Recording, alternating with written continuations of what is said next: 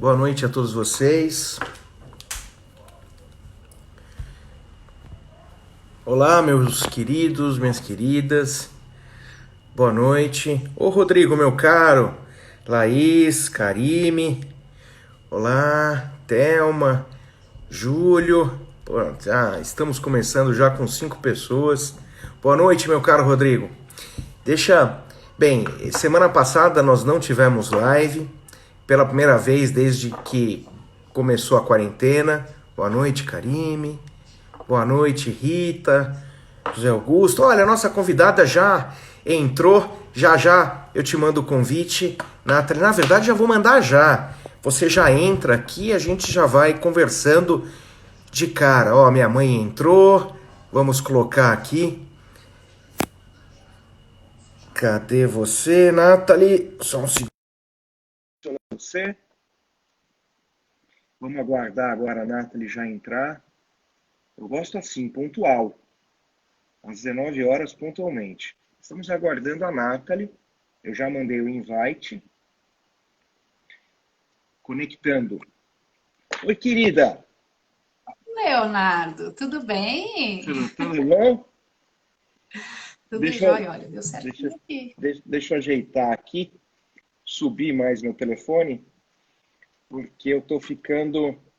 Isso. Perfeito. Agora sim. Tudo bom? Tudo bem, Léo? E Tudo você? bem. Bem, obrigado por ter aceito o convite. Agradeço muitíssimo. Eu estava Eu que agradeço. antes de você entrar, eu estava conversando com as pessoas que nos veem, né, e nos ouvem, para esclarecer que na semana passada eu não fiz, desde que começou a quarentena, o isolamento, foi a primeira semana que eu não fiz live nenhuma, né? Eu não fiz para criar o suspense para essa live contigo. Mentira, na verdade eu não fiz Ai, as que coisas, medo! porque as coisas se complicaram muitíssimo. O trabalho, como você bem sabe, triplicou para nós advogados, Nossa. que temos trabalhado muito em home office, né? Enfim, agora, aqui principalmente no Brasil, tá uma loucura, todo mundo judicializa tudo. E eu fiz, não na semana passada, na semana retrasada, eu fiz uma live e eu fui mal educado com as pessoas, involuntariamente eu quero explicar. Na verdade, a minha Isso. tela travou, porque então eu não li comentário nenhum. Na verdade, eu me via, mas os comentários que aparecem para nós parou numa determinada pessoa que, por equívoco, ela pediu uma solicitação de vídeo. Eu, obviamente, não aceitei, porque não era para ela participar de vídeo, só para Né? participar. E aí travou minha tela, eu não vi comentário nenhum. Então eu achei que ninguém estava interagindo, Oh, fui peraí, né? Ninguém falando. tá falando comigo, também não vou falar com ninguém. Não, eu falava com todo mundo, mas como eu não via a resposta de ninguém, eu fui indo, fui embora. Tanto é verdade que a Karine, que estava aqui como minha copilota, como sempre, ela mandou depois uma mensagem falando: você está muito bravo. Eu falei: não estou, as pessoas simplesmente não estão interagindo. Quando eu acabei, eu fiquei sabendo que várias estavam fazendo perguntas, mandando comentários, eu simplesmente não os li. Então eu não comentei. Então, se travar aqui, eu vou fazer alguma coisa para gente, hoje, para a gente poder interagir um pouco mais com as pessoas. Né? Tá, mas deixa eu te apresentar. Combinado. Então, deixa eu te apresentar para os nossos convidados de hoje, né? Eu queria apresentar a todos vocês a uma querida amiga, Nathalie Sene. Nathalie é uma... ela tem uma mancha no currículo. Ela foi, há muitos anos atrás, minha aluna na pós-graduação da PUC, o que para ela é um demérito. Fora isso, o currículo dela é sensacional, é ótima. Mas a grande vantagem da Nathalie é que nós somos parceiros, quero deixar claro. Nós temos algumas ações em conjunto, já fizemos algumas coisas muito bacanas juntos, algumas ações lindas. E a Nathalie agora ela tem se revezado. Olha só, o Daniel Morimoto entrou aqui, ó. Nosso Olha o conhecido, Nathalie. Dani. Olha, Dani, boa noite para você, meu cara. Enfim, então a Nathalie e eu temos uma parceria já de algum tempo. Carvalho, o Breno Carvalho também. E a Nathalie ela e a Laís estão agora fazendo algo muito interessante. Elas têm vivido metade do tempo aqui no Brasil e metade do tempo em Portugal. Boa noite, Simval. Boa noite, meu caro. Então, eu queria conversar um pouco com ela para mostrar para vocês essa experiência, né?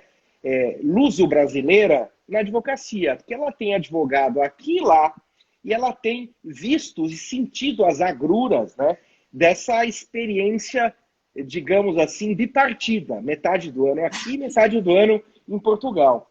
Então, Nathalie, eu já vou te passar a palavra, queria que você se apresentasse, dissesse para todo mundo, enfim, um pouquinho de você, para já emendar assim que você se apresentar, emendar já uma perguntinha. Eu queria que você dissesse para todo mundo como está sendo essa experiência, né?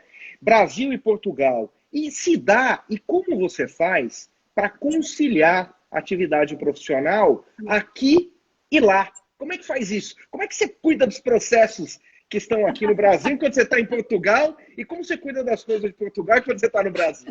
Então vamos lá, querida, a palavra é tua. Vamos lá, Léo. Em primeiro lugar, obrigada pelo convite. É uma honra estar aqui batendo um papo com você. É sempre muito bom. Não tem nada de mancha no currículo, não. Você foi um dos melhores professores que eu já tive na vida. Graças a Deus se tornou meu amigo. Olha só. Muito agradecida. Amigo e parceiro, Léo, várias causas, né? amigo, parceiro, tudo. Sabe da importância sua na minha vida. É sensacional. Recíproco.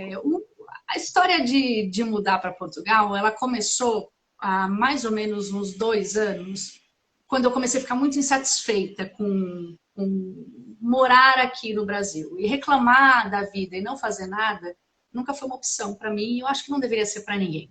Então, dificuldades existem, problemas existem, mas eu acho que antes de qualquer coisa, a vida, ela existe.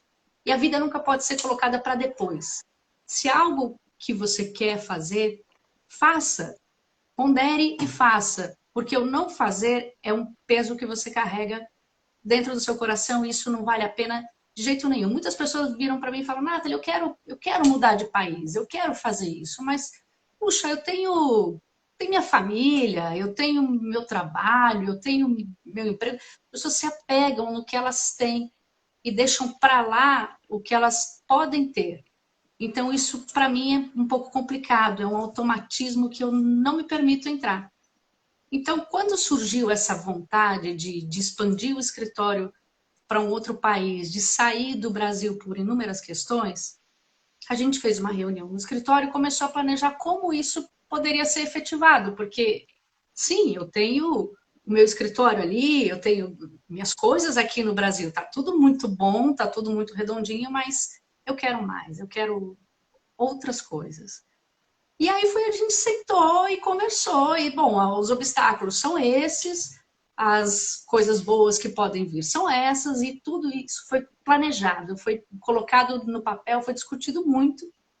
Então, a gente foi ver como é que é essa história de, primeiro, em que país eu vou, né? O Portugal veio em primeiro lugar por causa da língua, obviamente, é mais fácil, você tem uma facilidade de língua, você tem uma facilidade de cultura, né, o costume, então acaba sendo um dos primeiros países, mas só a língua não pode ser algo que define a tua mudança para algum país, é uma facilidade, entra na conta, mas não pode ser o fator decisivo. Então a primeira coisa que eu fiz foi pegar um carro e ir para Portugal, e Portugal é um país muito pequenininho, não chega a 11 milhões de habitantes, é menor que São Paulo, e do sul ao norte de Portugal tem 700 quilômetros. Então, perfeito. Eu peguei um carro, andei do sul ao norte.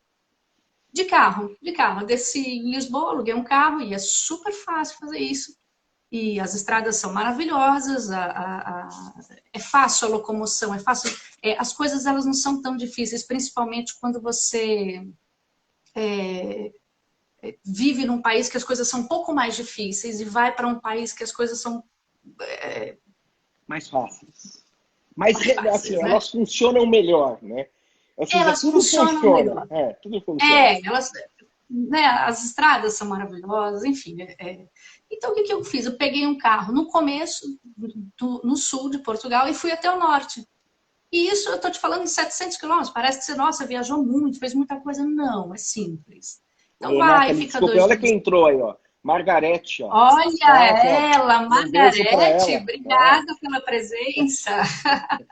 Isso aí, e vem em conta. E aí você pegou o carro, saiu rodando para conhecer. Peguei o carro, fiquei em algumas cidades para ver aonde que eu tinha afinidade, o que que eu gostava mais, como é que era viver lá, sabe? Aluga um Airbnb, até para você ter uma noção de que é casa, tal. Como é que é viver lá? Então, viver no norte é muito diferente do sul. O povo do norte é muito diferente do povo do sul. De Lisboa, então, nossa senhora, quase que Portugal é tudo a mesma coisa, porque é pequenininho, mas não é, tem grandes diferenças culturais. Bom, decidido o lugar, escolhi, e aí então vamos lá para a questão da ordem dos advogados. Bom, agora eu tenho que trabalhar aqui, montar o escritório aqui, como é que funciona isso? E o Brasil, ele tem uma OAB, com a Ordem dos Advogados de Portugal, tem um acordo de reciprocidade. Olha só. Então, o que significa isso? O advogado brasileiro, para ele atuar em Portugal, para ele se inscrever na Ordem dos Advogados de Portugal, ele não precisa passar por nenhum exame, nem revalidação, nem apresentar absolutamente nada. O que é necessário é uma lista de documentos que precisa ser entregue. Esses documentos devem ser todos apostilados, né, para ter validade em Portugal.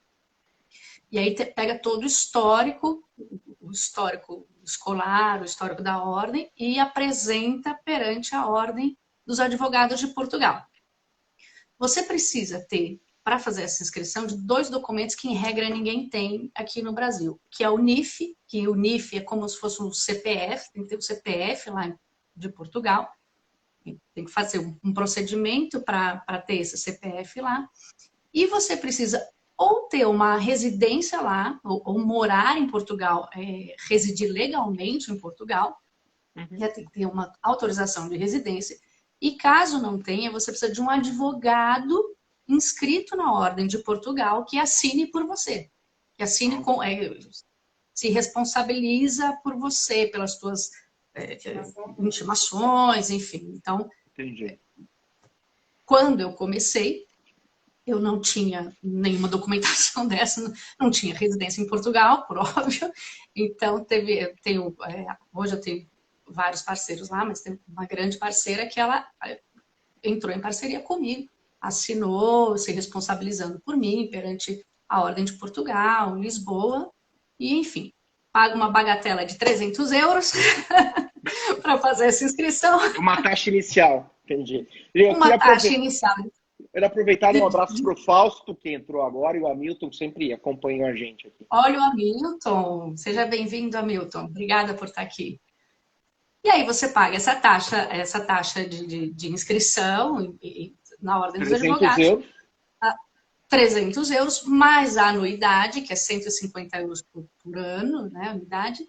E você tem lá, que é diferente daqui do Brasil, a caixa de previdência dos advogados. Lá é obrigatória. Aqui o advogado não é obrigado a recolher.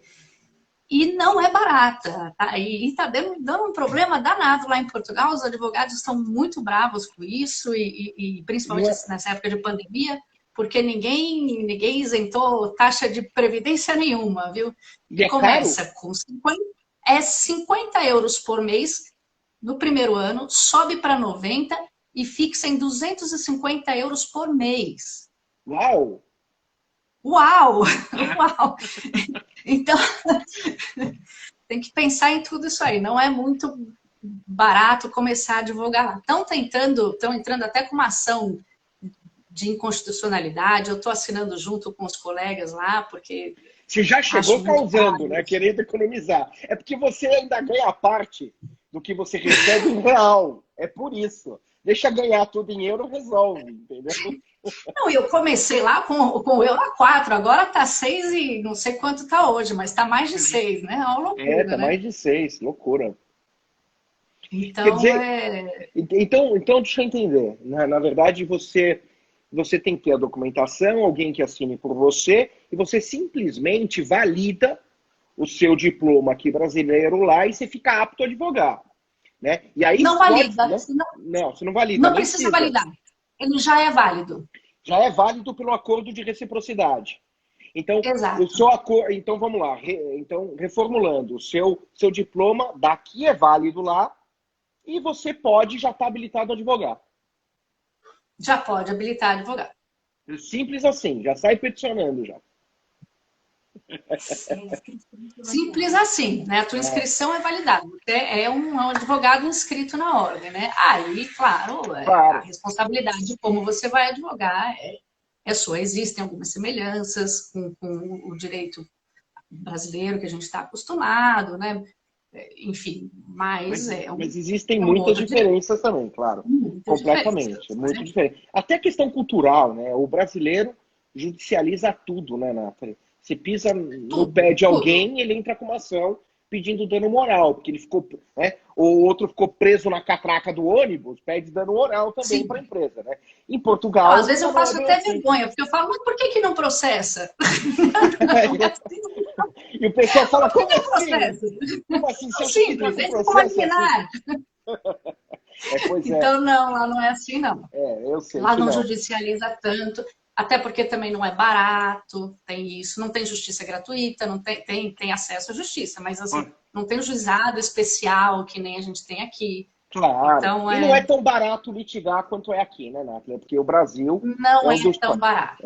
É muito barato litigar, você tem a gratuidade da justiça de forma muito clara. Tem uma pergunta da Adriana, minha irmã, que trabalha comigo, você conhece bem, ela está perguntando o seguinte, né? Não entendi.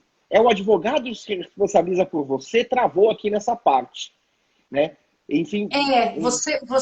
Como você, existem, ou você tem uma autorização de residência para você morar em Portugal e você não precisa de advogado nenhum, ou você precisa de um advogado residente lá, inscrito na ordem de lá, que vai assinar junto com você. Se Você responsabilizando vai pela sua receber, ele inscrição. vai ele vai receber as tuas notificações, intimações, há muita coisa lá Entendi. feita pelo correio ainda. Então, ele vai se responsabilizar por isso. Porque se você não mora lá, e aí entra. Foi a primeira coisa. Se eu não moro lá, eu não tenho autorização de residência, porque são duas formas de você morar em Portugal, ou pelo visto ou pela cidadania. Mas tudo bem, eu sou uma advogada brasileira, estou atuando, estou inscrita na ordem, mas moro lá. Sim. Então eu preciso de alguém lá.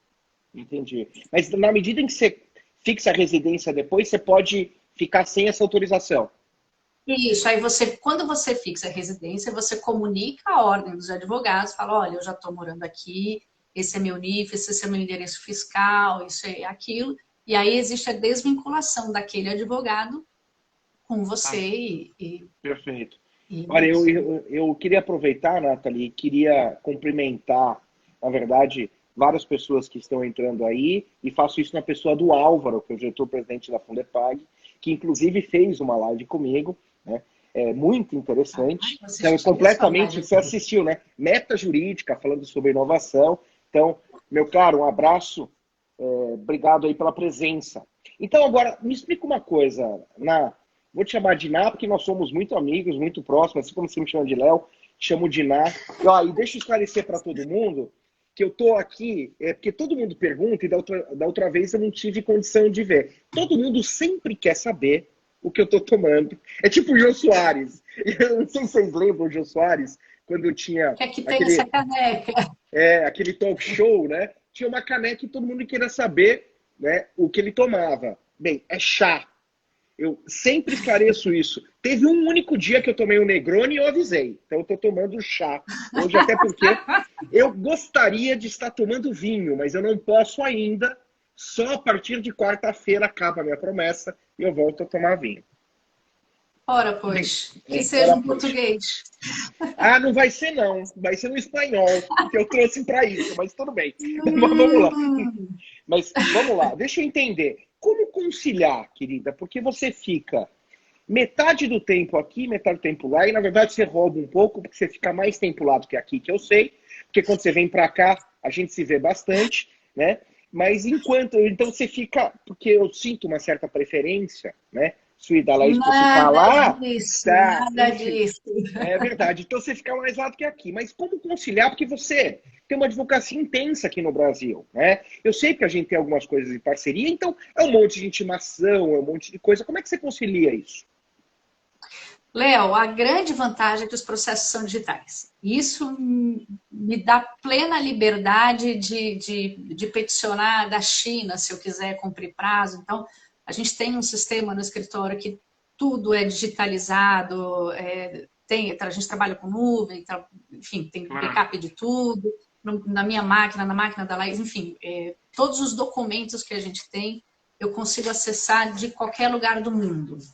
Então, a gente acompanha, peticionar e advogar mesmo, trabalhar, não há qualquer problema, porque. E é engraçado, porque isso eu já faço há 2 anos, desde que eu comecei a ir para Portugal, eu trabalho dessa forma. Ser advogado que nem eu, de 24 por 24 horas, 7 dias por semana, a gente não para, você responde o WhatsApp às 3 da manhã, às 4 da manhã. Não, e no seu caso tem fuso, né? Tem um fuso, agora estamos com uma diferença de 4 horas para mais lá, né? Então, essa questão de trabalhar online, isso a gente. E agora com a pandemia está se vendo muito mais a possibilidade de usar essa ferramenta. Hoje estou todo mundo em casa, você poderia estar em qualquer lugar do mundo, e está todo mundo trabalhando que nem louco, ninguém deixou de cumprir prazo, ninguém deixou de fazer nada. Então já faz algum tempo que a gente trabalha dessa forma online. A dificuldade no comecinho foi explicar. Até teve um cliente meu que ele brincou comigo, Nathalie, você está indo para Portugal, a impressão que eu tenho é que o piloto sumiu. Eu estou aqui precisando de uma liminar para isso, e aí o piloto sumiu, você está em Portugal, não muda nada. Já consegui vários liminares, já consegui tudo que eu consigo aqui, eu consigo lá. Mas o cliente, o outro entender um pouquinho, porque às vezes parece que estou indo para Portugal, parece que você está na frente do mar, ou tomando vinho e comendo queijo o dia inteiro. Não é isso. Então, mas isso também. Um pouquinho mais do que assim. O Facebook não deixa mentir, porque volta e meia eu posto umas fotos maravilhosas de lá. É verdade. Mas a dificuldade do trabalho não teve absolutamente nenhuma. Tem alguns processos que são físicos. A minha sócia, ela continua aqui. Então, a gente tem precisa de um protocolo, é ela que assina, é ela que faz. Então, fora isso, tem sempre alguém indo no fórum, tirando foto, digitalizando, mandando por e-mail. Então, a tecnologia nos ajuda muito a não ter o menor problema de advogar lá e advogar aqui. Em Portugal, o processo digital acaba sendo mais fácil, porque é só uma plataforma, é os sítios para o país inteiro. Aqui é mais difícil, porque o TRT é ou a Justiça Federal é outra, ou a Justiça de Santa Catarina é uma plataforma, daqui do Paraná, meu Deus, eu não sei mexer naquilo até hoje. Então, é muito difícil, porque aqui no Brasil, você tem que estar com um monte de plataforma aí, e teu computador tem que estar muito atualizado, um monte de coisa. Então, lá não, lá é uma plataforma só. O certificado digital, ele é instalado na sua máquina, não é esse chaveirinho que a gente tem aqui, nem cartão. O certificado digital, ele vai com o meu computador, então só pede se perder o computador. Então, é muito simples. Então, quando eu estou aqui, dos processos judiciais, é tudo digital. E lá, a mesma coisa. Os processos administrativos, a gente trabalha muito forte com essa questão de nacionalização, nacionalidade, cidadania. Já eu quero que você esclareça isso aí. Mas eu queria te cortar um pouco, posso? Pode cortar? Claro. Já cortei, né? Já cortei. Porque é o seguinte, antes de passar para esse ponto, que eu acho muito interessante, o pessoal que está nos ouvindo entender esse trabalho que você tem feito lá com muito sucesso, que é a obtenção de cidadania portuguesa, focado no público brasileiro, né? Tem 3 questõezinhas que eu acho que a gente precisaria esclarecer, que são muito simples. A Rita Lucarini, que é uma colega nossa, ela é advogada, também uma parceira que faz alguns processos, acompanha alguns processos para a gente lá do nosso escritório, mas no outro estado, ela está perguntando se o advogado, aquele que é o responsável, se pode ser um brasileiro que já tem residência fixa em Portugal, né? Veja, se ele está advogando lá e tem residência fixa, ele pode, né? Ele pode ser responsável por você, já estou respondendo, você só me corrija se eu estiver errado. Isso aí. E o Daniel, que você conhece bem, o Daniel Moribondo, ficou indignado com 250 € por mês e tá perguntando, pô, mas o AB funciona lá? Eu falei, Dani, não tem nada. Mas é o seguinte, cara, isso é a previdência para os advogados, que vai até 250 € por mês, né? Mas a OAB, meu caro, de lá deve funcionar melhor que daqui, mas não tem propriamente relação, porque a gente está falando da Caixa de Previdência, não é isso? Né? É, a Caixa de Previdência é outro órgão. Tá. E os advogados ficam brigando com a Caixa de Previdência. É uma Claro. guerra. E meu pai, Claro. que conhece bem o público português, está fazendo uma pergunta provocação, né? Está perguntando se no dia a dia os portugueses são mais formais que os brasileiros. Essa eu vou deixar para você. Mas é. Não, essa é uma pergunta interessante. O sistema judiciário lá de Portugal, a sala de audiência, por exemplo, eles são mais formais, sim. A sala de audiência é como de um fórum, né? Lá não é fórum, é tribunal mesmo. É como se fosse o Tribunal de Justiça daqui de São Paulo, sabe? Tem toda aquela solenidade, tem uma parte que é da plateia, sabe? Não é tão capenga assim como o nosso aqui, às vezes dá até medo de você pegar um tétano, né? Porque é terrível. Então, com a quantidade de processo e audiência que tem aqui, né, Nathalie? Mas também tem isso. Aí lá você tem uma formalidade maior. O advogado, para ele entrar em uma audiência, por mais que seja uma audiência de conciliação, ele tem que ir togado. Mas de toga. Vai de toga. Se um advogado entrar lá sem toga, o juiz não sabe nem o que ele está fazendo ali, porque quem é você? E assim, ao contrário daqui, que a gente tem a OAB ali, que né, você vai fazer uma sustentação oral no TJ, você corre lá na sala, empresta a beca, você vai lá tudo bonitinho, lá não tem isso não, você tem que ter a sua beca, tem que ter a sua toga, doutora. Eu tenho a minha. Mas vamos lá, querida, agora vamos falar, porque tem algumas perguntas já com relação a isso, porque eu queria esclarecer para o pessoal que você e a Laís têm feito um trabalho muito bacana lá em Portugal, no sentido de conseguir a cidadania portuguesa, e tem vários detalhes, várias vicissitudes para o público brasileiro. Né? Queria que você falasse um pouquinho disso, explicar esse trabalho, explicar como é que você tem conseguido a cidadania, os tipos de cidadania que tem lá em Portugal para o público brasileiro. De um tempo para cá surgiu uma grande quantidade de brasileiros querendo ir para Portugal.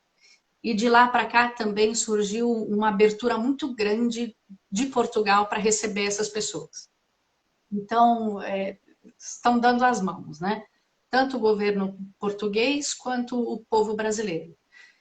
Então, muita coisa foi mudada na lei de nacionalidade que está permitindo a maior ida dos brasileiros para lá com cidadania. Existem duas formas de você estar em Portugal legalizado. Ou é através do visto, ou através da cidadania. Então, há um tempo atrás, o neto, por exemplo, ele não podia ter a cidadania portuguesa. Agora pode. Né? Eu sou neto de português. Mas eu tenho um vô na minha família lá atrás que é português. Hoje pode. Bisneto pode. Então, mas tem algumas exigências que devem ser cumpridas, né? Então, existem duas formas, basicamente, de você ter a sua cidadania portuguesa. Ou ela é originária, ou ela é por aquisição, né? A originária é aquela cidadania que você transmite para os seus filhos, para o seu pai, para a sua esposa, para o seu marido. Então, é a cidadania que transmite, porque ela é originária. Ela declara que você é português. Então, você é português desde que você nasceu. Então, você sempre foi português, ela só está declarando. A outra forma de cidadania, que é por aquisição, você se torna um português. Né? Então, e por você se tornar um português, você não transmite ela. Não transmite.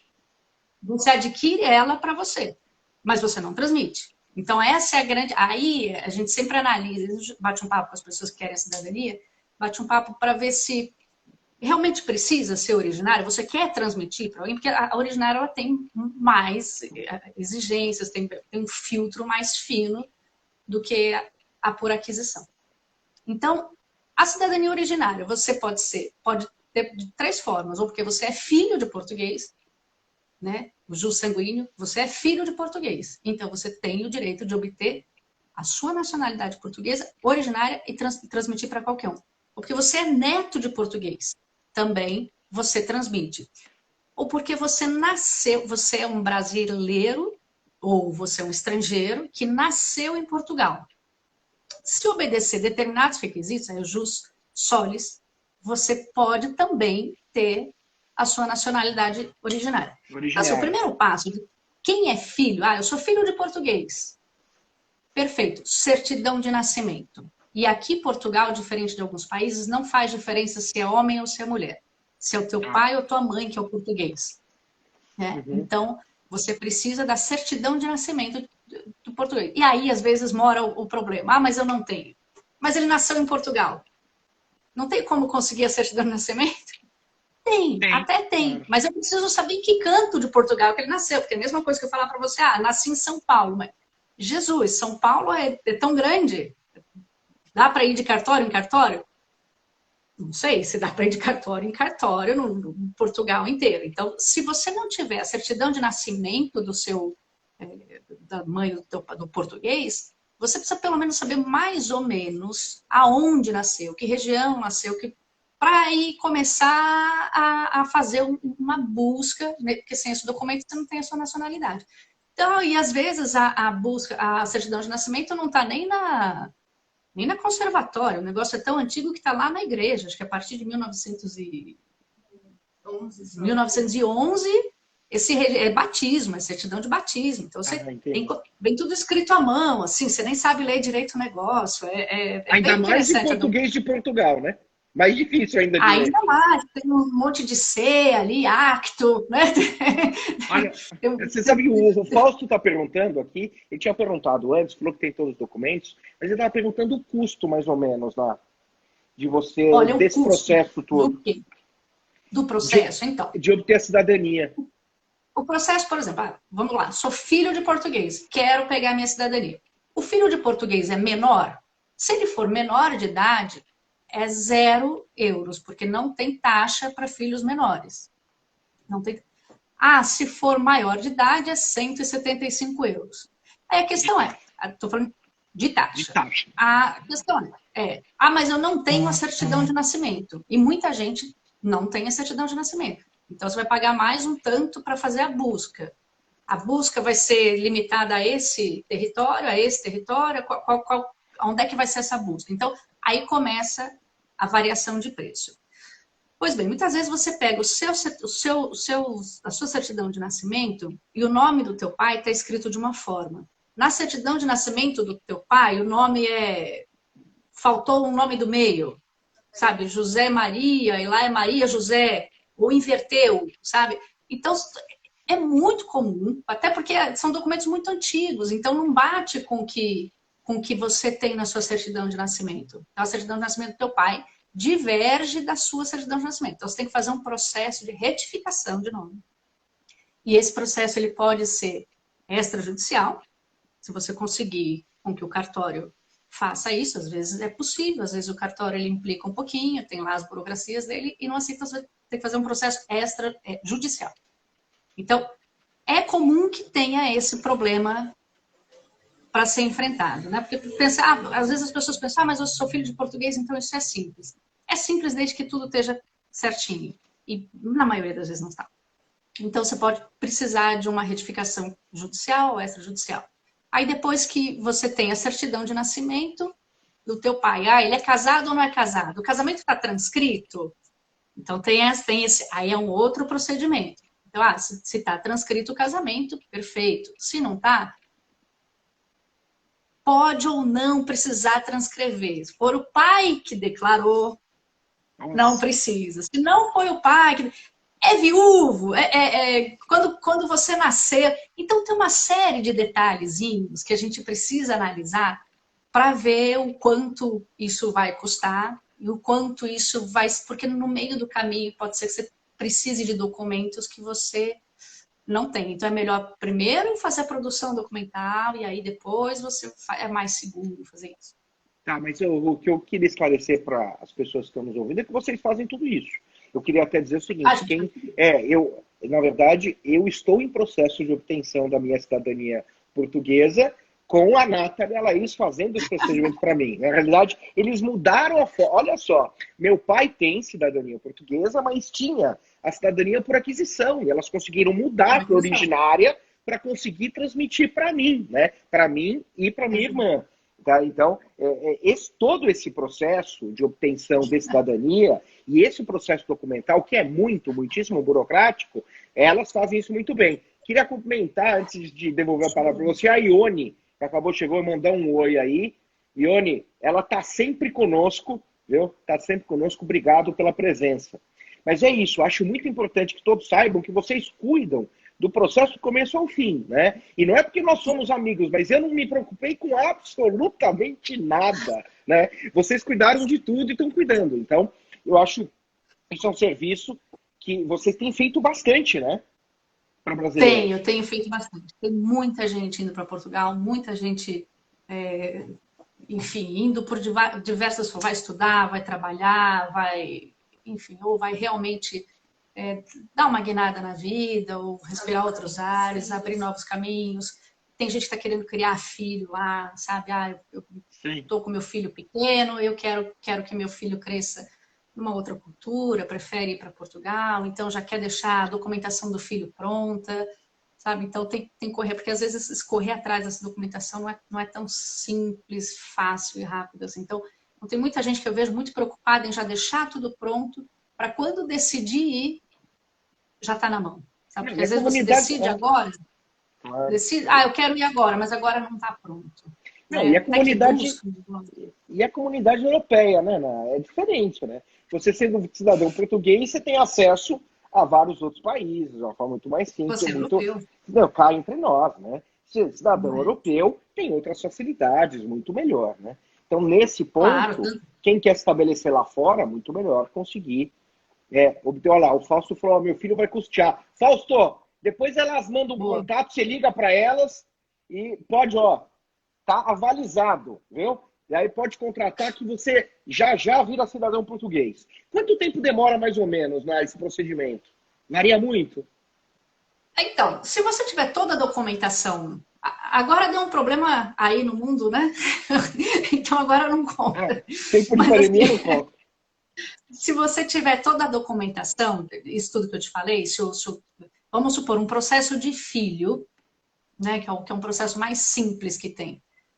Se o documento do teu pai tiver exatamente igual o nome dele, se tiver uma documentação redondinha, você entra com pedido de filho, isso daí uns 4 meses, né? 2 a 4 meses. Então, por exemplo, teve um cliente nosso que ele estava com uma urgência, que ele está fazendo um curso em Londres e ele precisava comprovar muita coisa lá, e precisava, entre elas, a cidadania dele, o registro dele como europeu.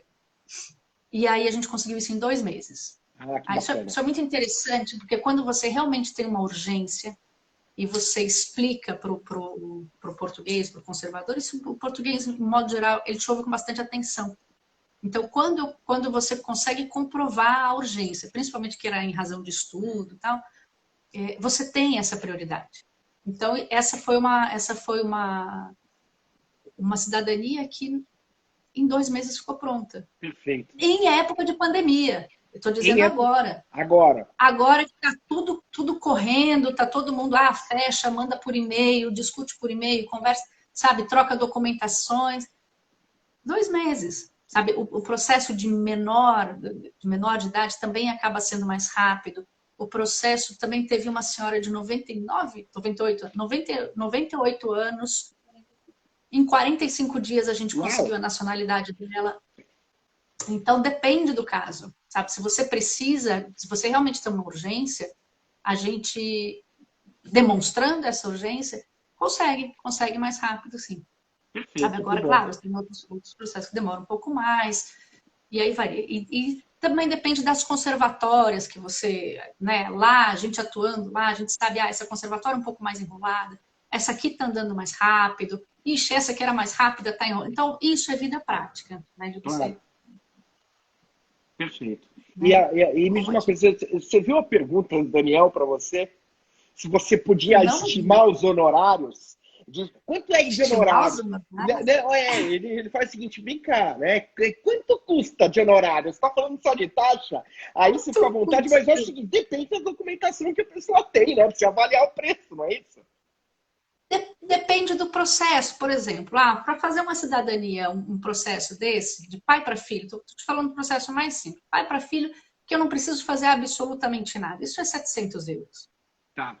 Agora, se no meio disso eu precisar fazer uma transcrição de casamento, se eu precisar fazer uma retificação de nome, as coisas vão tomando outro rumo. Então não tem como dizer, olha, o seu processo custa tanto, porque para eu saber, eu preciso analisar os documentos que você tem. Perfeito. E o embrólio é grande. Por exemplo, outra forma de você fazer a cidadania originária é se você é neto de português. E aí, além da documentação de filho, que é a certidão de nascimento, você precisa comprovar um laço efetivo com a comunidade europeia, com a comunidade portuguesa. Portuguesa. E aí é que são elas, né? Eu sou neta de português. Quero ir para Portugal, quero levar meu filho. Vai lá, eu sei da tia de não sei quem, que tem um português na família e ele é tal. Eu sou neto. Perfeito. Além disso, você precisa comprovar. E aí, como que comprova o teu vínculo efetivo com a comunidade europeia? Ele é subjetivo às vezes e às vezes não. Por exemplo, você tem quatro possibilidades que são objetivas. 5 possibilidades que são objetivas. E se você não tem nenhuma dessas 5, você faz um apanhado de outras que a conservatória pode entender que você tem um laço efetivo com a comunidade. Entendi. Você faz uma prova. Então, se você faz um arcabouço de provas ali, olha, por exemplo, se você vai regularmente a Portugal, isso é uma prova objetiva. Se você vai regularmente a Portugal, você tem vínculo com a comunidade portuguesa. O que é regularmente? Tem um cliente nosso, né, em comum, que eu te apresentei, que você fez justamente isso. Você comprovou, né, o Fernando, né? Você comprovou a demonstração, o laço que ele tinha com a comunidade, e aí conseguiu a cidadania dele. Eu me lembro bem disso. Sim, porque aí o Ministério Público vai fazer uma oposição, e aí você vai ter que provar que você... Não, peraí. No caso do Fernando, o Ministério Público tinha uma oposição e a gente entrou com um processo falando negativo. Tá aqui. Eles negaram, né? Argumento. Você tem que falar. Isso é prova, sim. Então deixa eu esclarecer. Deixa eu esclarecer para as pessoas que estão nos ouvindo e nos vendo, né? Ele tinha sido negado. E aí, quando ele contratou vocês vocês conseguiram reverter a negativa, fazendo justamente essa prova. Eu me lembro bem disso. Me lembro bem disso. Foi negado, e aí tem muita gente, não, mas eu tenho ligação efetiva com a comunidade europeia. Eu adoro, com a comunidade portuguesa, adoro bacalhau. Não, tem gente que adora piada de português, mas também não serve. Como vinho, eu bebo vinho, eu como bacalhau. Então, o que é, né? Eu fui para lá, para Portugal uma vez, né?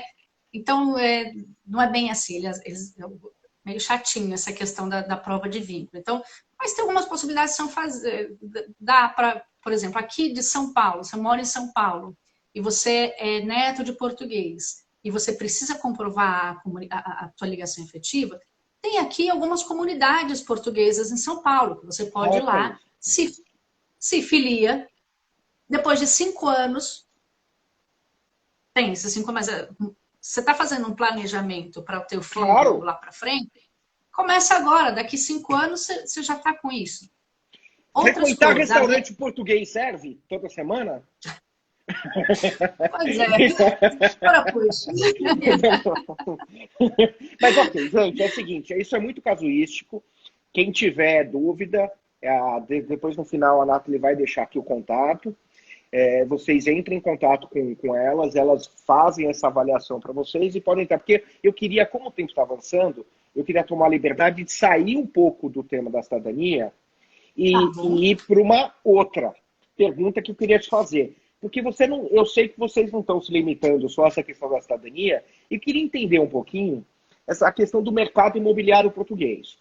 Porque conversando com você, fiquei muito tentado a fazer investimento em Portugal, e comprar imóvel em Portugal parece que um negócio muito interessante. Eu sei que vocês estão assessorando também os brasileiros que têm adquirido imóveis lá em Portugal. E eu queria que você falasse um pouquinho como é que funciona a taxa de juros, sinal, como é que você tem sentido o mercado, porque pelo que eu entendi, você dá um sinal e depois o imóvel se paga, né? Praticamente se paga. Então eu queria que você falasse um pouquinho para as pessoas, que eu acho isso bastante interessante, um nicho muito legal. Aquisição de... Entrando nessa história que eu acabei de falar, da comprovação da ligação com... Se você tem um imóvel há 3 anos, você já tem você já está com a tua ligação comprovada. Perfeito. Então serve para isso também. Então, a comunidade são 5 anos, mas se você adquire hoje um imóvel, em 3 anos você tem essa comprovação. Também o imóvel, você pode ter, eu te falei, ou você tem a cidadania ou você vai lá morar com visto. De alguma dessas duas formas você vai precisar. Nada, eu não tenho ninguém na minha família que é português, não tem jeito nenhum, então vamos partir para o visto. O visto também, depois de 5 anos de visto, você consegue a tua cidadania, né? Ordinária. Então, se você vai morar lá, uma das formas de você conseguir o visto é o Golden Visa. O Golden Visa é imóvel assim. Compra um imóvel de 350 mil euros em determinado lugar de Portugal, você consegue o teu visto. Já te dão. Vem junto com o imóvel. Já te dão. Tá. É o Golden Visa, vem junto com o imóvel. Ou 500 mil em determinado lugar. Ou faz um investimento no seu... Mas o investimento imobiliário, ele é muito interessante, porque além dele te dar essas possibilidades, Nathalie, mas eu não quero comprar um imóvel tão caro assim, não quero um imóvel de 350 mil euros, mas quero começar a construir a minha vida em Portugal. Então, como é que eu faria para comprar um imóvel? O imóvel é sempre uma boa alternativa. Eu vejo dessa forma. Primeiro que o financiamento bancário lá é muito mais interessante do que aqui no Brasil, porque as taxas de juros são bem menores. Eu estou te falando de 5% ao ano, e é uma taxa que é até alta, viu? É alta. Pelo que a gente vê. Em termos é alta. Então, você é alta. Eu jogo os 5% porque é uma média sem barganhar muito. Então, você está falando de um lugar que tem uma moeda estável. Então, né? Aí a questão é, puxa, mas Nathalie, eu vou comprar em euro, né? Há um ano atrás o euro estava 4,5, agora está 6 e pouco. Então, se eu faço um financiamento, eu vou ter que pagar esse financiamento em euro. E aí, meu real, tadinho, não está valendo nada e eu vou acabar... Mas a questão é que o imóvel se paga. Então, você pode comprar um imóvel e a longo prazo, um financiamento a longo prazo, dar um investimento inicial e aí você põe esse imóvel para alugar. O aluguel dele vem em euro. Então, mas veja, o pessoal está desesperado com os 500 mil, 350 mil euros. Mas, gente, queria que você falasse, tem oportunidades, tem muitos imóveis lá na faixa de 100 mil euros, né, Nathalie? Tem. E a entrada é pequenininha, né? Você consegue... você dá uma entrada pequena, 10, 20% do valor do imóvel e o restante você, né, tendo as documentações que o banco exige, você financia, sabe? Qual o valor mínimo dessa taxa, mais ou menos, você sabe? Dos 100 mil euros, para imóvel de 100 mil euros. Quanto você precisa dar de sinal? Acho que com 10% vai. 10% vai. Depende do seu crédito, agora depende da sua idade também, depende da documentação que você apresenta, do que você tem, sabe, de lastro, de renda. Mas isso é interessante, né? Porque eles aceitam imposto de renda brasileiro para fazer essa variação. Eles avaliam seu patrimônio no Brasil, claro. Né? E aí você paga isso. E aí você paga 10 mil euros. Teu imóvel fica hipotecado, claro, e aí vai. Claro que quanto mais você der de entrada, né, mais você consegue ganhar, né? Lógico. E a locação? Então, você compra. E a locação? Eu sei disso, que eu queria esclarecer para as pessoas, porque vocês têm imóvel lá em Portugal e vocês fazem a locação. Então, eu queria que você explicasse como é que funciona essa locação. Se é rentável, se não é Airbnb ou é uma locação só, como é que funciona? A locação lá funciona o seguinte, e alguns clientes estão fazendo isso. Você não tem... Portugal não tem tantos imóveis assim, sabe? A procura é muito maior do que a oferta. Sabe? Tem regiões que você não acha imóvel para alugar.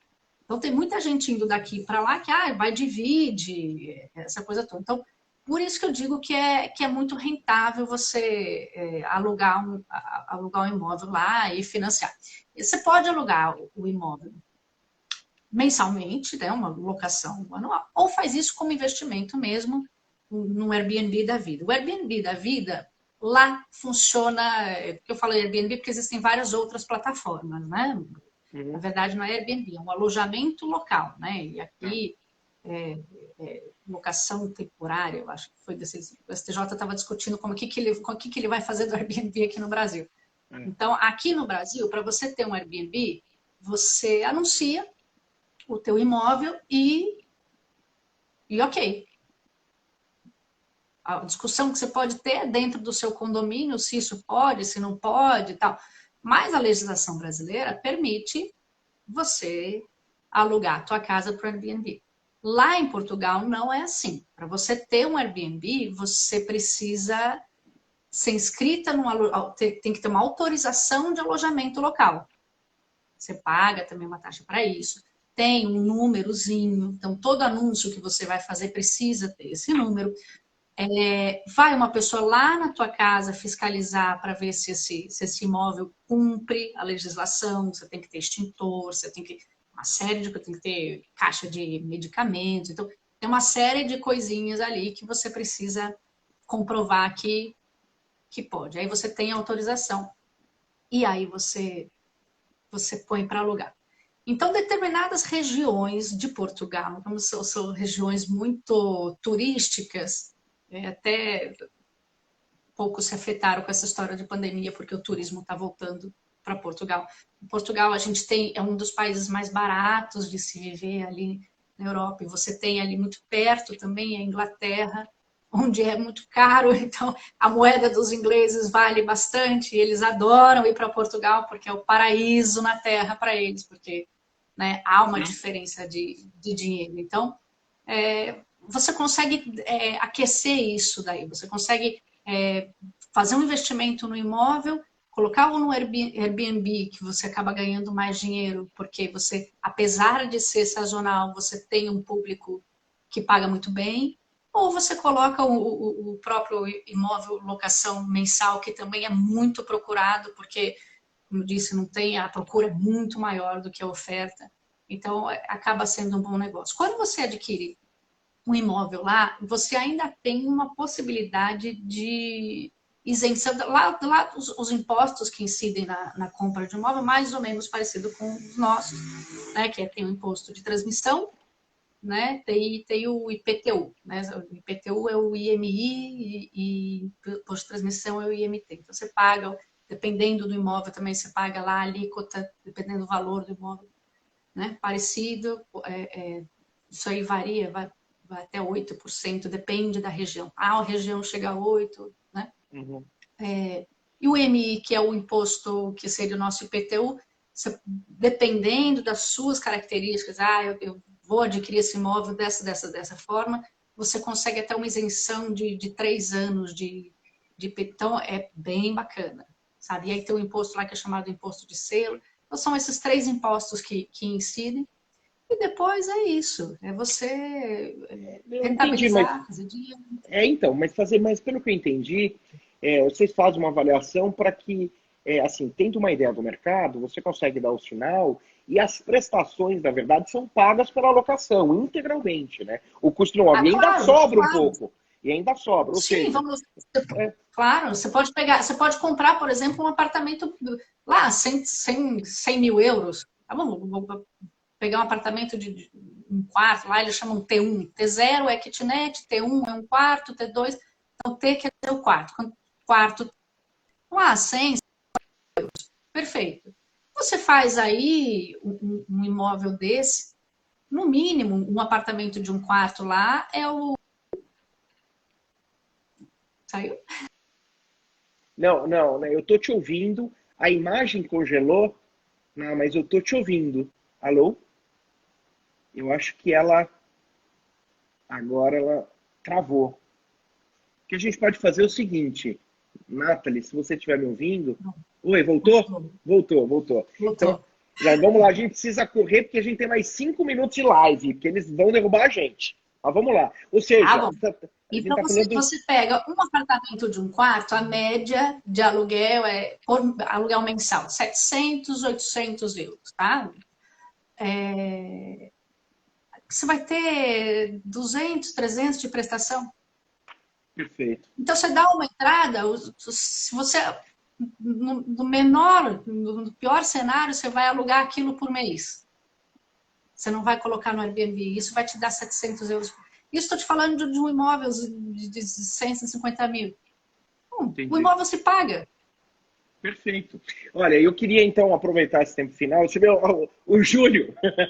O Júlio que inclusive vai estar na próxima live comigo falando sobre a famosa Lei de Proteção de Dados, né? Lei Geral de Proteção de Dados, LGPD, que o pessoal tem pedido. O Júlio, que é craque nisso, vai conversar conosco. Ele fez um comentário muito engraçado. Ele falou, é só a gente falar em dinheiro que trava a internet, que travou a live. Mas o que eu queria dizer aqui, deixar o recado para todo mundo, é que vocês também fazem esse serviço lá. Eu acho muito interessante fazer essa assessoria para investidores, para quem quer investir em Portugal, porque em Portugal, comparativamente a outros países da Europa, imóvel ainda é barato, né? Quer dizer, é mais barato que nos outros países, né? E é interessante porque justamente o que você falou, dependendo da localidade, tem muito inglês, né? Que paga em libras, né? Então esses aluguéis ficam... o mercado é um mercado aquecido para locação. Acho isso muito interessante. Nós estamos chegando ao final, né? Eu queria que você passasse seu contato. Agora, antes, me responde uma coisa. Vocês voltam para Portugal quando? A gente volta para Portugal dia 15. E olha só, para voltar para Portugal tem que fazer o teste de Covid. Sem teste de Covid 15, não embarca. Não embarca. Se a companhia aérea embarcar, ainda paga uma multa de 1.000 euros. Tem que ter teste de Covid negativo. E ó, hoje saiu decreto lá de Portugal. O teste tem que ser o PCR, nada de fazer teste de farmácia de Covid. Entendi. Não embarca. Tá bom, então... se você tem residência lá e se você embarcou, chegando lá, você é conduzido já para as autoridades, vai fazer o teste no aeroporto e vai pagar o que eles cobrarem. Tá. Bom teste para vocês. E me diga uma coisa, eu queria que você passasse o contato, o site, o telefone para quem estiver interessado. Vou passar, contato é direto para o WhatsApp, é 011 988 14 6780. E... Peraí, repetindo. Peraí, que você foi muito rápida. 988 14 6780, certo? 988 14 6780, DDD 11, né? DDD 11. E o site, pode passar. E-mail, Nathalie, @Sene Araújo. Sene Araújo, S-E-N-E, gente. Araújo, tudo junto. .adv.br. Tá bom. Isso depois eu passo para vocês, eu deixo lá. Nós temos 1 minuto e 20 segundos, a live está mostrando aqui, para gente encerrar. Ótimo, a Laís está colocando o telefone aí para quem quiser. Querida, quero te agradecer imensamente. Dizer que eu que agradeço. Você está lá esquentando os motores, porque logo mais vou eu para Portugal. Viu? Agora... Já estou providenciando toda a sua documentação para você ir logo. É isso aí. Então, olha, essa live vai ficar à disposição no YouTube, nós vamos subir, depois te mando o link para todo mundo que quiser rever e a gente vai colocar no Insta também para quem quiser. Querida, obrigado. Agora a fala é sua para você se despedir da gente. Obrigada, Léo. Obrigada a vocês, todo mundo que está aqui com a gente. Foi um barato bater esse papo aí. Muita coisa para falar, muita coisa boa de Portugal. Legal que ver gente interessada em ir para lá, investir lá. Eu acho que é isso aí. Vambora. Obrigada por todo mundo estar aí com a gente. Querida, brigadaço. Beijo enorme para todo mundo. Beijão, Léo. Tchau, tchau. Tchau, tchau.